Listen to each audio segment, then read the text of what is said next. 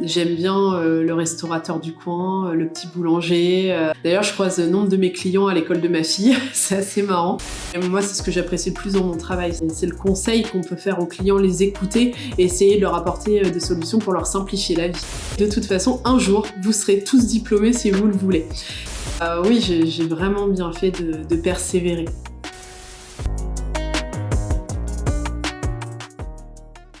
Eh bien, grâce à un petit livre que mes parents m'ont acheté quand j'avais 19 ans, qui s'appelait « Les métiers qui ont de l'avenir ».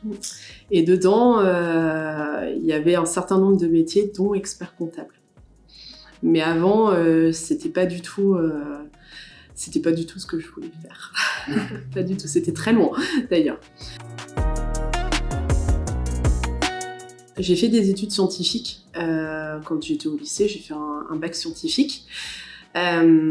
Mais j'ai toujours été plus attirée par la littérature.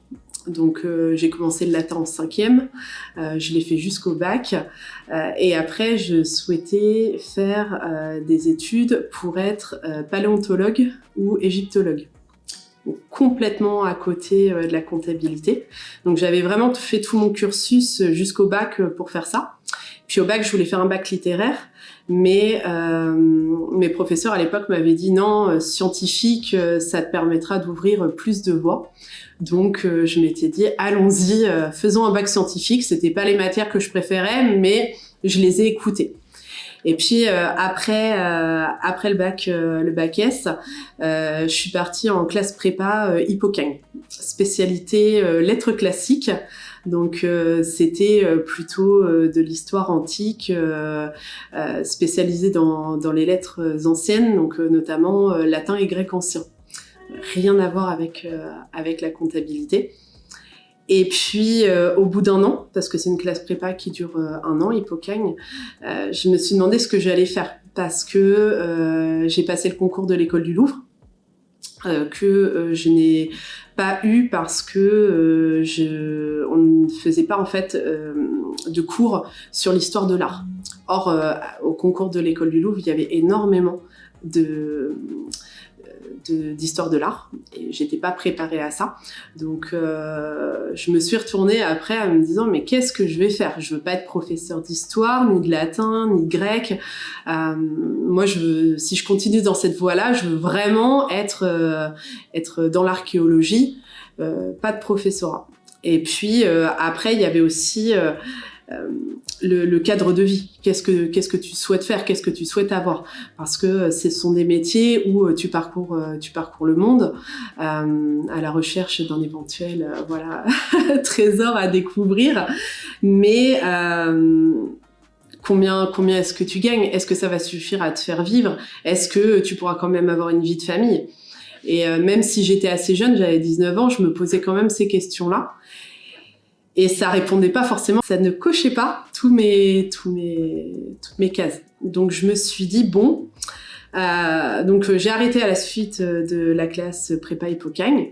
Et puis c'est là où qu'est-ce que je vais faire? Et mes parents m'ont acheté ce fameux petit livre où dedans il y avait plein de métiers. Donc j'ai éliminé tout ce qui était médical, c'était pas ce que je préférais. Et puis par élimination, il en restait plus que 3. Il restait avocat, notaire ou expert comptable. Ça reste dans la même quand même dans la même branche. Et puis ma maman, elle était professeure de compta, gestionnaire de paye dans un centre de formation pour adultes. Donc je me suis dit en plus, je vais avoir un petit peu d'aide dans les études, donc c'est quand même plutôt pas mal. Et je me suis dit, bon, eh bien, allons-y, expert comptable, ça me paraît bien.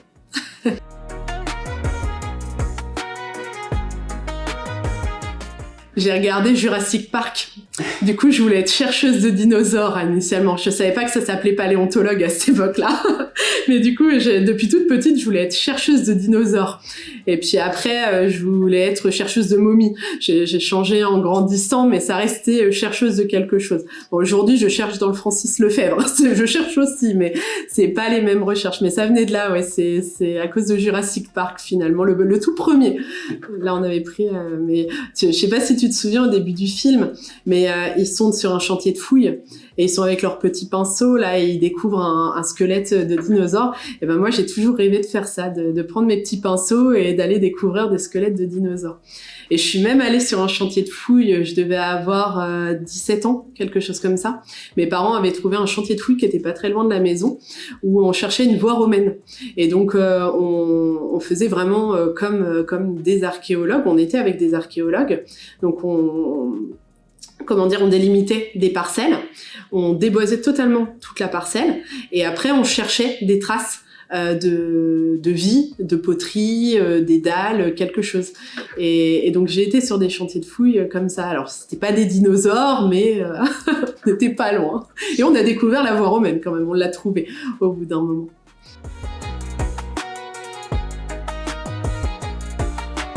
Je pense que c'est un petit peu tout. C'était que j'avais déjà accompagné ma mère, si tu veux, plusieurs fois quand elle donnait ses cours. Donc j'avais déjà quelques notions de ce que c'était la comptabilité.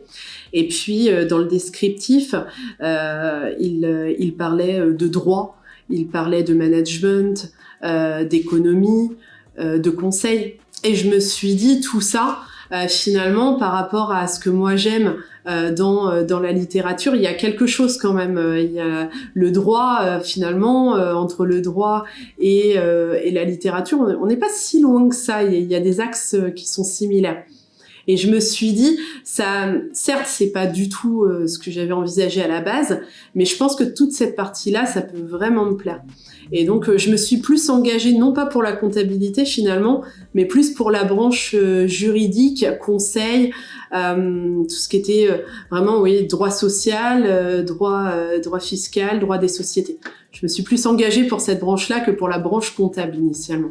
Et puis, au fur et à mesure des études, j'ai découvert tous les pans vraiment du métier et je me suis dit oui, c'est pour moi.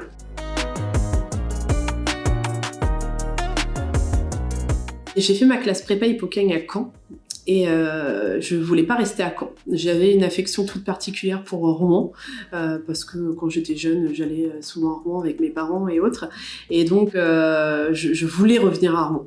Et donc à l'époque à Rouen, quand j'ai cherché, il n'y avait pas tant de filières que ça finalement. Alors ça, j'étais à l'époque, mais ça fait 18 ans, quelque chose comme ça. Et en fait, la filière qui avait pignon sur rue à cette époque-là, c'était celle du lycée Gustave Flaubert. Donc j'ai monté le dossier. Et je me suis dit, vaille que vaille, j'ai monté qu'un seul dossier. Donc j'ai pas cherché, je me suis dit, je vais être prise. Donc j'ai monté un dossier auprès de Flaubert et je suis rentrée par cette voie-là.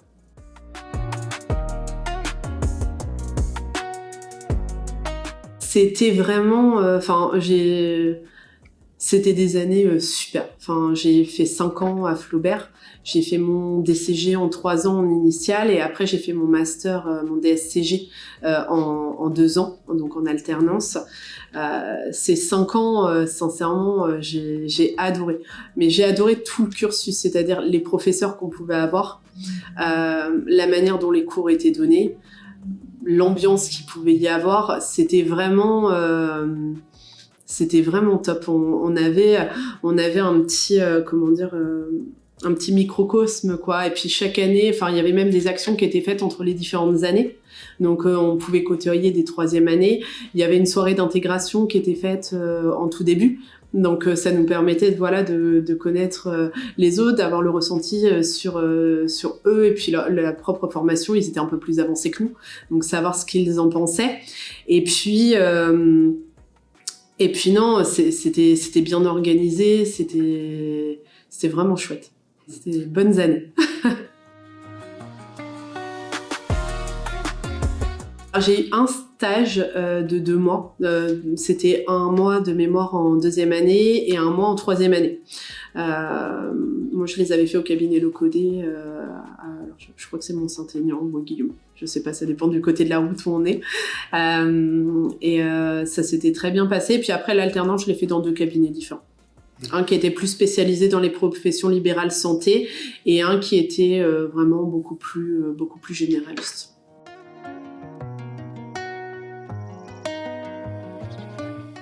Je crois que la première semaine où j'ai mis les pieds dans la filière, j'ai dit à mes parents je serai expert comptable, j'irai jusqu'au bout. J'ai choisi cette filière-là, j'irai jusqu'au bout. Je pense que je le savais dès le début. Je voulais pas m'arrêter en cours de route. Et puis je savais que ce qui m'ouvrirait le plus de portes, c'était le Graal, c'était l'expertise comptable. Donc dès le début, je savais que quoi qu'il arrive, quoi qu'il advienne, j'irai au bout. Après, ça a été un peu plus compliqué. Dans les faits, j'ai fait mes 5 ans, si tu veux, mes 5 premières années d'études, donc les 3 ans de DCG, les 2 ans de master, j'ai enchaîné. Et dès que j'ai fini le master, je me suis directement inscrite en expertise comptable, dans le stage d'expertise comptable, et j'ai fait les 3 ans. J'ai eu mon attestation au bout de 3 ans, donc si tu veux, j'ai bien fait mes 8 ans, mais c'est après. Après, ça a été plus compliqué. Pour plein de raisons différentes, mais j'ai pas pu passer même si j'avais fait les 8 ans, j'ai pas pu passer mon diplôme tout de suite.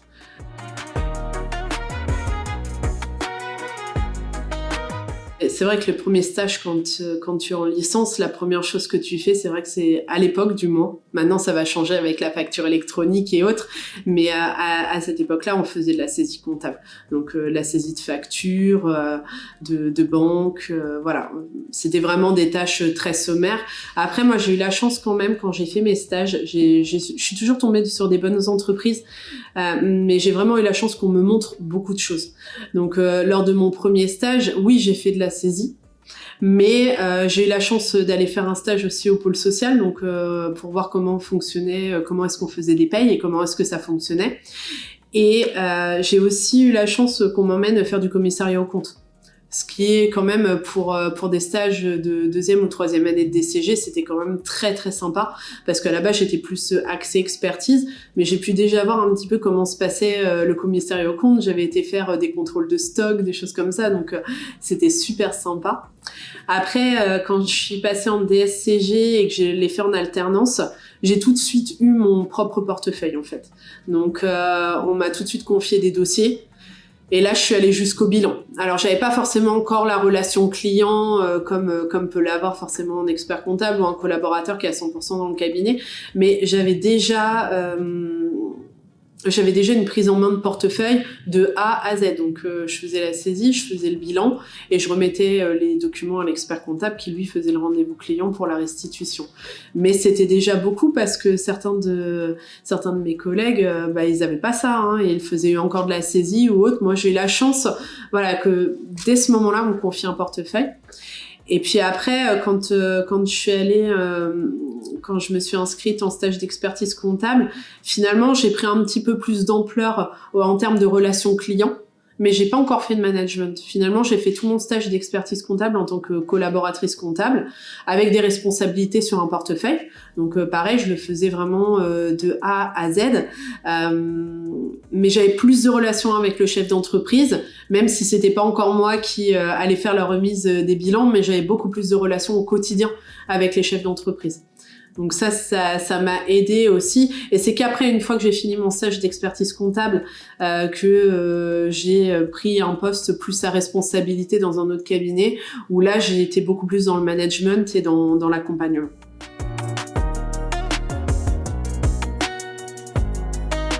Le cabinet où j'ai terminé mon DSCG, il m'avait proposé un poste. Mais en fait, elle ne pouvait pas, on est quand même assez limité en nombre d'experts comptables stagiaires. Et donc, si je restais, il fallait que j'attende un petit peu qu'il y en ait qui aient leur diplôme pour qu'elle puisse me prendre en tant qu'expert comptable stagiaire. Et pour le coup, moi, ça m'intéressait pas parce que jeune et fougueuse, je voulais enchaîner tout de suite. Donc, j'ai cherché un autre cabinet. Je suis passée, alors, je sais pas s'ils existent toujours, mais je suis passée par pour trouver un cabinet. Et puis, c'est eux qui m'ont mis en relation avec Newton Expertise. David Kennen pour le coup, et j'ai passé tout mon stage d'expertise comptable chez eux.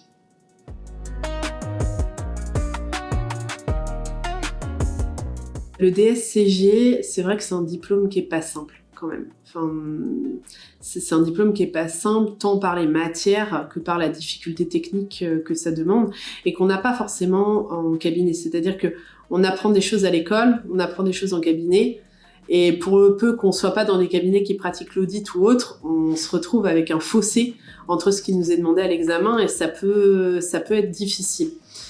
Par rapport au stage d'expertise comptable, effectivement, on se retrouve avec un autre fossé parce que on nous apprend à être expert comptable.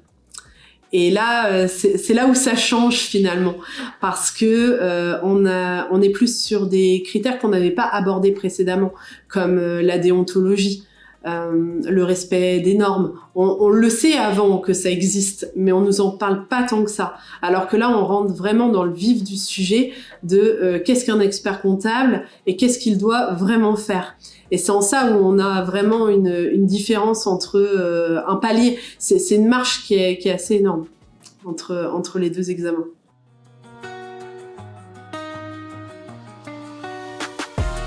Il y en a plusieurs, personnels et professionnels. Professionnel, c'est que après mon stage d'expertise comptable, je voulais faire du management. Alors dans le cabinet où j'étais, c'était pas forcément possible. Donc pour pouvoir évoluer, je me suis dit bon, bah si c'est pas possible là, je vais aller voir ce qui se passe ailleurs. Et donc j'ai changé de cabinet. Je suis restée dans un autre cabinet pendant 2 ans avant d'arriver chez Air France où je suis restée pendant 6 ans. Et c'est là où j'ai passé mon diplôme d'expertise comptable.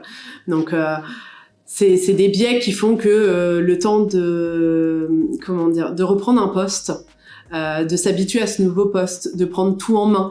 J'avais jamais fait de management auparavant. Donc ou des managements de stagiaires, ce qui est pas la même chose. Donc manager des stagiaires et manager une équipe, c'est quand même pas la même. Donc je me suis dit bon, le temps de prendre vraiment la dimension de ce nouveau poste, c'est passé 2 ans. J'ai rechangé, le temps de prendre de nouveau la dimension de ce nouveau poste. Je me suis dit bon voilà, le temps file. Et puis chez Air France, quand je suis arrivée chez eux, c'était en 2019. Donc ça faisait 3 ans que j'avais terminé mon stage d'expertise comptable. Et là, j'ai Patrick Provost qui est venu taper à ma porte en me disant « il y a un expert comptable mémorialiste ici et quand est-ce qu'il passe le diplôme ?» Et donc, il m'a remis sur les rails. Clairement, c'est lui qui m'a remis sur les rails. Il m'a inscrite à l'ENOS pour pouvoir me préparer aux examens, chose que j'ai faite. Et puis, donc, j'avais préparé les écrits, j'avais commencé à préparer le mémoire et je m'étais inscrite aux écrits en mai 2020. Je sais pas si tu vois là où je veux en venir. Covid. Session du DEC annulée. Donc, je m'étais préparée pour les écrits en 2020 et malheureusement, j'ai pas pu les passer. Et puis après, c'est plutôt des critères personnels. C'est que ma fille, en 2020, elle avait 4 ans. Elle est tombée très malade, elle a une leucémie. Donc, je me suis réinscrite pour novembre 2020. Mais malheureusement, novembre 2020, j'étais à l'hôpital avec ma fille, donc j'ai pas pu passer la session de novembre 2020. Donc je me suis réinscrite à mai 2021, ça a décalé encore un petit peu dans le temps. Et puis mai 2021, j'ai passé un écrit, j'ai dû passer la déontologie que j'ai eue. En novembre 21, j'ai passé la révision légale que j'ai eue également. Et puis après, je me suis dit, il me reste plus que le mémoire. Donc, j'ai préparé ma notice sur 2022. Notice que j'ai préparée, avec de l'aide. Je me suis fait aider par des personnes dont c'est le travail, qui font ça, qui aident les mémorialistes à rédiger des notices, parce que c'est vraiment un travail qui n'est pas simple. Et donc ma notice a été agréée fin d'année 2022. Et donc 2023, je me suis occupée de mon mémoire. Et je l'ai passé en novembre 2023. Donc tu vois, les années passent et je me souviens que quelqu'un à l'ENOS m'a dit, Monsieur Pinheiro Vargas, pour pas le citer, il avait dit, on était une session, il nous avait dit diplômés, tous diplômés, de toute façon, un jour, vous serez tous diplômés si vous le voulez. Et j'ai pas lâché, et c'est vrai que pour le coup, finalement, quand on le veut, on est tous diplômés à la fin. Okay. Puis accessoirement, j'ai divorcé en 2023, donc ça a encore décalé, tu vois. C'était vraiment la tangente. J'ai bien cru en 2023 que j'allais abandonner, parce que quand tu as trop de choses à gérer, trop de trop, à un moment donné, c'est plus possible. Donc, je m'étais dit non, tant pis pour le mémoire, c'est pas grave, je suis déjà arrivée jusque-là. Et puis, je suis partie un mois au Canada pour me vider la tête et me recentrer sur qu'est-ce que je veux faire. Et quand je suis revenue, je me suis dit non, je vais rédiger mon mémoire. Et en un mois, j'ai rédigé mon mémoire. Et je l'ai passé en novembre 23 et c'est passé. C'était la dernière épreuve qui me manquait, donc je l'ai eu.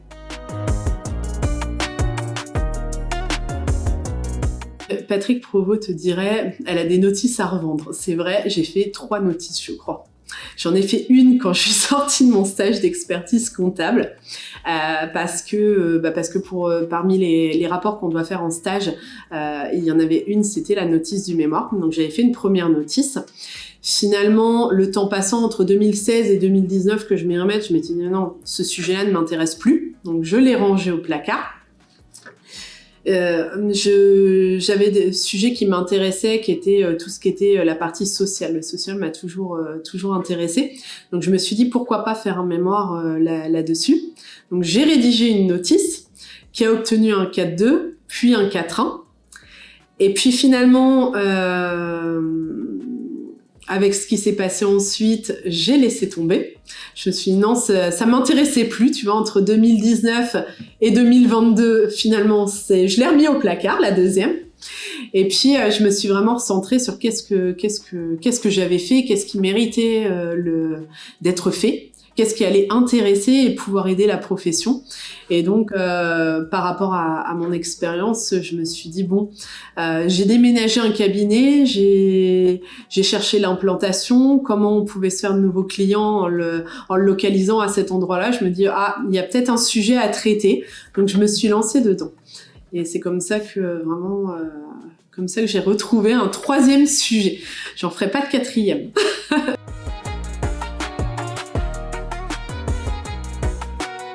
Alors, j'étais directrice d'agence chez Serre France. Je suis arrivée, en fait, j'ai fait un poste... alors maintenant, je sais plus comment ça s'appelle parce que le cabinet a changé de nom entre-temps. Mais entre Newton et Serre France, j'ai fait 2 ans dans un cabinet. Donc, c'est là où vraiment j'ai commencé à faire du management et de l'organisation de travail, de la planification, du conseil client. Et conseil collaborateur aussi. Ça m'a mis un premier pied à l'étrier. Et quand je suis arrivée chez Serre France, j'ai directement pris la direction de l'agence de Bois-Guillaume. Et là, j'avais entre 15 et 20 collaborateurs à manager. Donc, j'ai envie de te dire que le management, je suis pas sûre qu'il y ait une réelle formation sur le management. Je pense que le management, c'est quelque chose qui est sans doute inné. Je pense pas qu'on est manager, mais un petit peu quand même peut-être. C'est soit on aime ça, soit on n'aime pas ça. Et je pense que c'est à force de pratiquer qu'on acquiert certains réflexes, certains comportements pour arriver à s'occuper d'une équipe.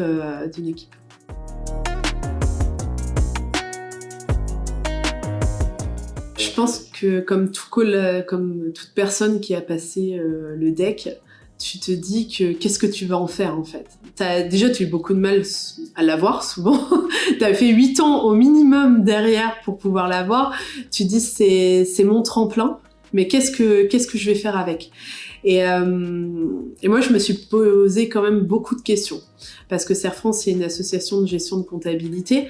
Donc, pour le coup, il n'y a pas de possibilité d'association. Il n'y avait pas certaines choses qu'on pouvait obtenir dans des cabinets vraiment libéraux et individuels. Après, tu te poses la question, mais est-ce que je veux m'associer ? Est-ce que c'est ça qui fait que... est-ce que c'est pour ça que j'ai passé ce diplôme ? Ou est-ce que je veux créer ma structure ? Ou est-ce que je veux rester salariée, tout simplement ? Et c'est vrai que je me suis posé, tu vois, j'ai eu mes résultats en janvier 2024 et j'ai quitté Serre France en août 2024. Parce que il m'apportait pas ce que je souhaitais. J'ai beaucoup erré pendant cette période de 8 mois, à savoir est-ce que à me poser toutes ces questions-là, est-ce que je veux m'associer, est-ce que je veux rester salarié, est-ce que je veux créer.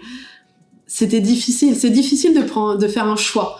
Et puis finalement, je me suis dit, c'est pas vraiment un choix, c'est plutôt un projet.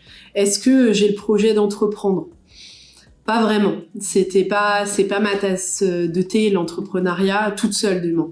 Est-ce que je sais qu'il y en a qui le font et je suis très admirative parce que moi-même, je ne pense pas avoir l'envie de créer quelque chose de moi-même. Est-ce que je voulais m'associer ? J'ai fait pas mal d'entretiens avec des cabinets qui cherchaient des associés, mais j'ai pas eu le coup de cœur, j'ai pas eu le déclic. Et puis un jour, j'ai été appelée par Fiducial. J'ai rencontré plusieurs directeurs là-bas et le projet m'a plu.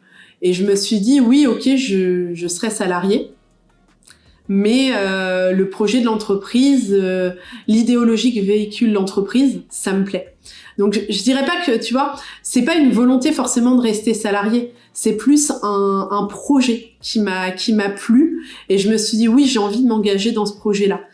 J'aurais eu un projet qui me plaisait en tant qu'associé où une entreprise m'aurait vraiment plu dans ses idées, dans sa manière de voir l'avenir. Je pense que j'y serais allée à corps perdu. Mais c'est Fiducial qui est passé par là et j'ai adoré ce qu'ils m'ont proposé. Et tu vois, là, ça va faire presque un an et demi que j'y suis et j'adore toujours.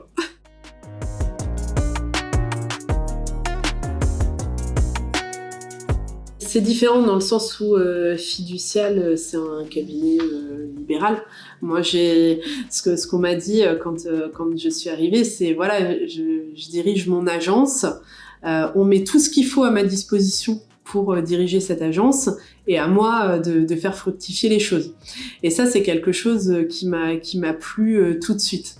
Après, il y a des choses que je ne m'occupais pas chez Serre France, que je m'occupe ici, notamment tout l'aspect commercial.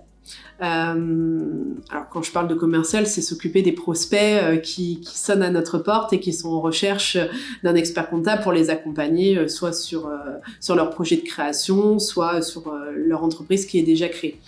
Et ça, c'est quelque chose que je faisais pas chez Serre France. Donc je sais pas si j'avais une appétence pour ça initialement, je suis pas certaine, mais en fait je me suis pris au jeu d'accompagner, de conseiller. Ça m'a permis aussi de grandir dans ma manière de voir les choses, dans ma manière d'être au contact des clients.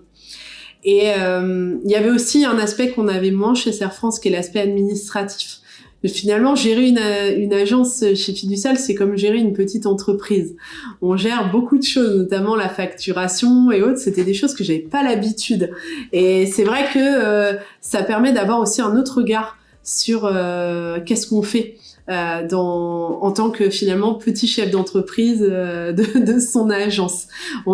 Et puis Fiducial, c'est un très grand groupe, donc on a un apport qui est non négligeable, qui est un apport technique. On a un service au sein de Fiducial qui s'appelle la DTP, la Direction des Techniques Professionnelles, qui nous apporte énormément d'informations. Dès qu'il y a une nouveauté ou autre, on est au courant quasiment instantanément avec des descriptifs, des exemples et autres. C'est quand même pas négligeable parce que ça nous fait gagner un temps fou. En plus, si on a des questions techniques, on peut se permettre de les appeler au nombre d'agences qu'il peut y avoir chez Fiducial. Ils ont peut-être déjà eu la question, donc ils ont peut-être déjà réfléchi à la solution à nous apporter. Donc c'est l'avantage d'appartenir à un gros groupe. Et puis on a aussi tout ce qui est informatique, tous nos services informatiques, le moindre problème qu'on peut avoir sur un poste informatique, un bug ou quoi que ce soit, on a un coup de fil à passer et on va nous résoudre le problème. Donc c'est quelque chose qui est vraiment pas négligeable dans notre manière de travailler, ce qui fait que ça nous permet de nous recentrer, tu vois, sur les clients.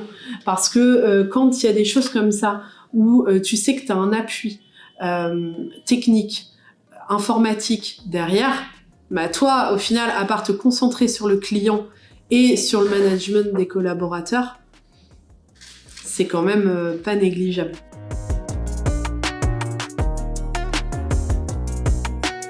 Le secteur d'activité sur lequel j'ai quasiment toujours travaillé, à quelques exceptions près, c'est avec les TPE, les très petites entreprises. Moi, c'est un secteur qui me plaît énormément. J'ai pas forcément vocation à travailler avec des grands groupes. J'aime bien le restaurateur du coin, le petit boulanger. D'ailleurs, je croise le nombre de mes clients à l'école de ma fille. C'est assez marrant. Non, je suis vraiment plutôt axée sur tout ce qui est TPE, que ça soit de l'aide à la création ou parfois, tu vois, même en étant TPE, on a des clients qui ont des projets d'ouverture de second établissement, de développement. Donc tout ça, même en étant petit, tu peux quand même avoir des projets divers et variés. Donc c'est quelque chose que j'apprécie beaucoup, la TPE. J'aime travailler avec les petits artisans, les petits commerçants. Je trouve que et puis on est vraiment en direct du chef d'entreprise. Dans des groupes de plus grande taille, on peut être en relation avec le DAF, avec le service comptable. Là, on est vraiment en relation directe avec le dirigeant. Donc avec ses problématiques, avec ses questions.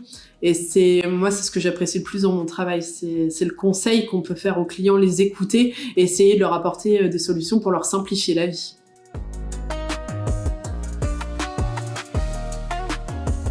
J'ai envie de te dire, c'est tous les jours.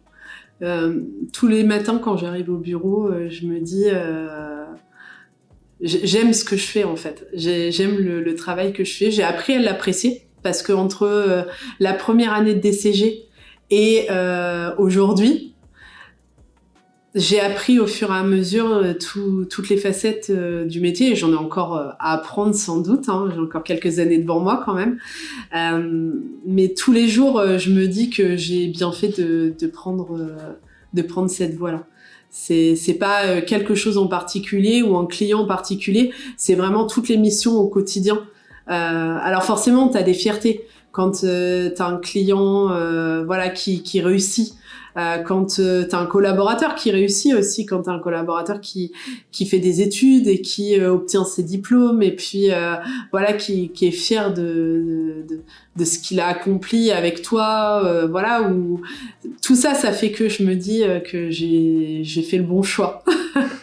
C'est pas quelque chose en particulier, c'est vraiment la vie en entreprise au quotidien, toutes les expériences, que ce soit dans les différents cabinets, que ce soit avec les différents clients que j'ai pu rencontrer, les différents collaborateurs. Je me dis toujours, oui, j'ai vraiment bien fait de persévérer.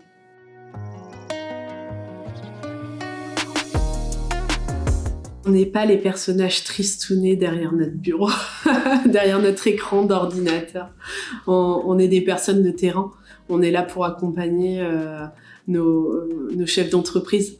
On va sur place, on apprend à les connaître, on apprend à connaître leur environnement de travail pour les conseiller au mieux. Et pour ça, on peut pas rester derrière notre écran, c'est pas possible. Et c'est vrai que ça a la vie dure parce que quand ils nous voient, parfois ils se disent waouh, ils ont pas l'air tout jeunes quand même, hein. Et puis ils doivent passer du temps derrière leur ordinateur. Alors oui, c'est vrai qu'on passe du temps derrière nos ordinateurs, forcément. On est quand même de plus en plus informatisé. Mais moi, aujourd'hui, l'essentiel de mon travail, il se passe pas derrière un écran. Il se passe en face des chefs d'entreprise, en face de mes collaborateurs. Et c'est là où on a toute notre importance, à mon sens.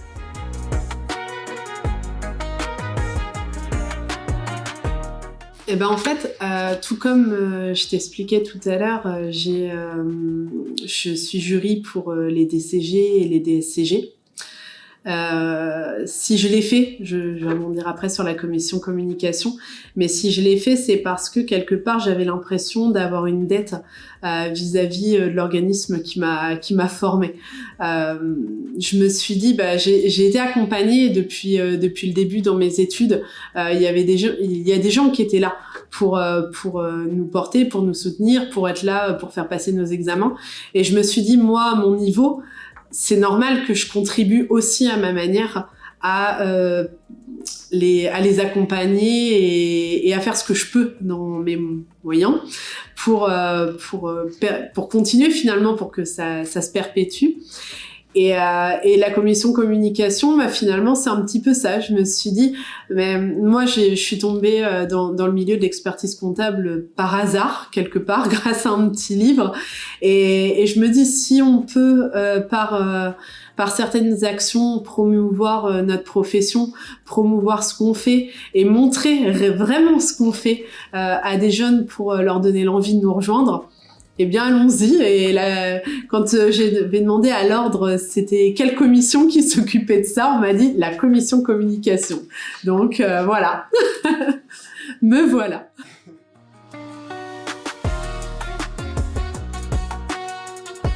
C'est ce que je me suis dit. En fait, on en a parlé avec Émilie lors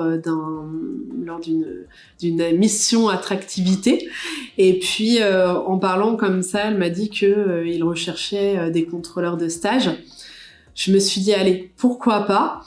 Quelque part, je suis déjà jurée en DCG, en DSCG. Ça sera que la continuité de pouvoir accompagner des futurs confrères et futures consoeurs sur le chemin de l'expertise comptable.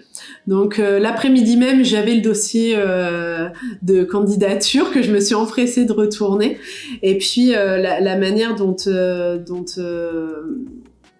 on m'en a parlé, je me suis dit oui, j'ai vraiment envie de faire ça, de pouvoir transmettre, que ça serve pas qu'à moi au sein de mon cabinet. Finalement, on a plein de choses à apporter tout un chacun, de par nos expériences, de par notre vécu. Je pense qu'on a tous quelque chose à apporter, et si ça peut aider des futurs confrères et des futures consoeurs à arriver au bout, parce qu'il faut arriver au bout.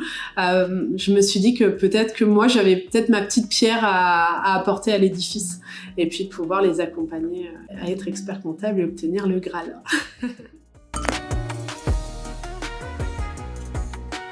C'est quoi ton meilleur souvenir? Je dirais en fonction... Non, j'ai pas... Non, t'as pas ça? Non, j'ai pas de souvenir, j'ai pire.